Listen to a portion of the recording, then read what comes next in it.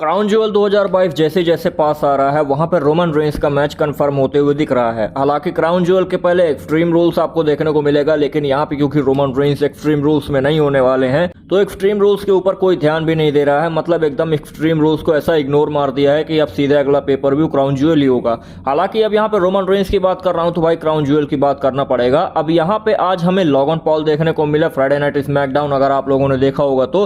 अब यूट्यूबर से आर्टिस्ट बने और आर्टिस्ट से WWE सुपरस्टार बने लोगन पॉल ने मिस के खिलाफ बहुत ही बेहतरीन मैच दिया था रेसलमेनिया में, और वहां से फिर लोगों को दिख गया कि भाई लोगन पॉल के अंदर बहुत ही बेहतरीन तरीके की रेसलिंग स्किल्स है। और यहाँ पे WWE को आप सब कुछ जानते हो कि बिजनेस के लिए जाने जाते हैं, तो यहाँ पे WWE को लोगन पॉल में बहुत ही अच्छा बिजनेस लगता है। यहाँ पे इनके मर्चेंडाइज वगैरह बहुत ही अच्छे सेल हो रहे हैं। अब फ्राइडे नाइट स्मैकडाउन में हमें देखने को मिले लोगन पॉल और वो एक प्रोमो कट कर रहे थे। यहाँ पे उन्होंने बोला कि भाई सबसे बड़ा बॉक्सर फ्लॉयड मेवेदर को भी मैंने ट्वीट किया था, यहाँ पे इतना बड़ा बॉक्सर मेरे को नहीं हरा सकता है। और यहाँ पे उसके बाद फिर मेरे को एक नाम याद आता है, रोमन रेंस। और उसके बाद उन्होंने बोला कि मैं रोमन रेंस के साथ एक मैच लड़ना चाहूंगा और अगर रोमन रेंस हाँ कहता है तो फिर ये वाला मेरा मैच होगा। अब यहाँ पे इन्होंने आगे क्राउन ज्वेल का नाम ले लिया और यहाँ पे इन्होंने एक बार बोला कि भाई मैं ऐसा चाहता हूँ कि रोमन रेंस इस अगले फ्राइडे नाइट स्मैकडाउन में मतलब सैटरडे को एक बार अपना प्रेस कॉन्फ्रेंस करे और मैं उनके साथ बात करना चाहता हूं इसके बारे में।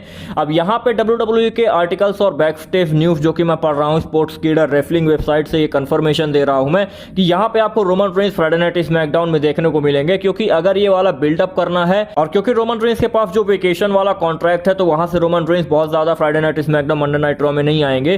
तो यहां पे हो सकता है कि ये वाला फ्राइडे नाइट स्मैकडाउन में आपको मैच कंफर्म होता हुआ दिखे, उसके बाद फिर डायरेक्ट आपको क्राउन ज्वेल में मैच देखने को मिल जाए। तो यहां पे Roman Reigns Friday night SmackDown में आते हुए आप खुद देख सकते हैं। 110% कंफर्मेशन नहीं है, लेकिन 90% मैं कंफर्म करके जरूर बता सकता हूं। अब यहां पे अगर मैं अपने ओपिनियंस बताऊं कि भाई लोगन पॉल के साथ मैच क्यों हो रहा है रोमन रेंस का, लोगन पॉल तो रोमन रेंस के आसपास भी नहीं थे और WWE के रोस्टर में एक्टिव भी नहीं है, तो लोगन पॉल का मैच क्यों हो रहा है? क्योंकि यहां पे WWE के पास लोगन पॉल के अलावा अभी कोई रेसलर नहीं है। रोमन रेंस के पास कोई भी अपोनेंट नहीं है। अगर मैं बात करूं ब्रॉक लेसनर की तो भाई रोमन रेंस से ऑलरेडी हार चुके हैं और अभी इस वक्त वो कंपनी से बाहर चल रहे हैं।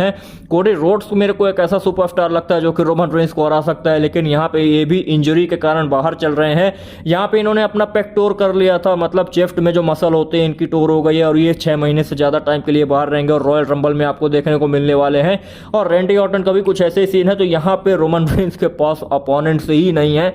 तो इसके लिए यहाँ पे WWE को लगता है कि भाई लोगन पॉल ही एक ले दे के हमारे पास एक फेमस सुपरस्टार बचा है जो कि रोमन रेंस के जैसा इंटरनेट में स्टारडम रखता है। मेरे को ऐसा लगता है कि लोगन पॉल का स्टारडम रोमन रेंस के बराबर WWE में तो नहीं है। हाँ, इंटरनेट में रोमन रेंस से ज्यादा पॉपुलैरिटी लोगन पॉल की है।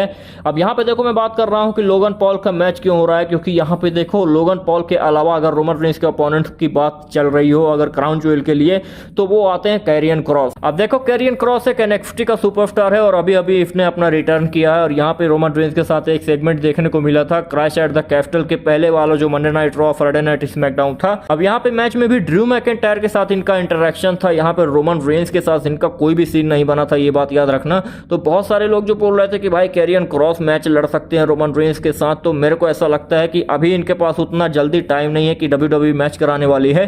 क्योंकि देखो क्राउन ज्वेल एक बहुत ही बड़ा इवेंट होने वाला है। सऊदी अरेबिया में लोग बहुत बड़े पैसे वाले रहते हैं, तो यहाँ पे कैरियन क्रॉस इतना भी बड़ा सुपरस्टार नहीं है कि इनको मेन इवेंट क्राउन ज्वेल में रोमन रेंस के साथ डाल दिया जाए। तो यहाँ पे ले दे के लोगन पॉल के अलावा WWE के पास कोई भी ऑप्शन नहीं था। और यहाँ पे अगर ये मैच कंफर्म होता है तो ये एक एवरेज मैच आपको देखने को मिल सकता है। 110% रोमन रेंस इस मैच को जीत जाएंगे, इस चीज में कोई भी दो राय नहीं है। और यहाँ पे रोमन रेंस इस मैच को जीतेंगे। अब अगर आप मेरे पर्सनल ओपिनियंस की बात करो तो मैं इस मैच के बारे में ज्यादा इंटरेस्टेड हूँ नहीं, और इस मैच में देखने के लिए कोई भी इंटरेस्टिंग चीज है नहीं। इससे अच्छा अगर सेथ रॉलिंस को डाल देते क्राउन ज्वेल में रोमन रेंस का ओपोनेंट्स, तो कम से कम, हालांकि सेथ रॉलिंस हार भी जाते तो, लेकिन यहाँ पे एक अट्रैक्शन रहता कि भाई रोमन रेंस के साथ सेथ रॉलिंस मैच हो रहा है। अब एक चीज मैं बता देता हूं कि भाई AJ स्टाइल्स इंजर्ड नहीं है, कोई दूसरे रीजन की वजह से वो WWE के साथ बाहर चल रहे हैं। अगर मेरे को वो रेफलिंग आर्टिकल का पोस्ट मिलता है तो मैं उसको नीचे कमेंट बॉक्स में शेयर कर दूंगा, तो यहाँ पे आपको AJ स्टाइल्स का स्टेटस पता लग जाएगा। इंजर्ड नहीं चल रहे हैं AJ स्टाइल्स, मेरे को पता नहीं किस चीज से WWE में नहीं है। तो यहाँ पे रोमन रेंस का अगर मैच AJ स्टाइल्स के साथ होता वो ज्यादा अच्छी बात होती। तो कुछ इस तरीके से बैकस्टेज न्यूज मैंने बता दिया। और रोमन रेंस और लोगन पॉल के मैच के लिए आप इंटरेस्टेड हो या नहीं हो, लोगन पॉल को आप कितना अच्छा सुपरस्टार मानते हो वो आप कमेंट करके जरूर बताना। स्पोर्ट्स सेट सीरीज देखने के लिए बहुत बहुत धन्यवाद and have a nice day.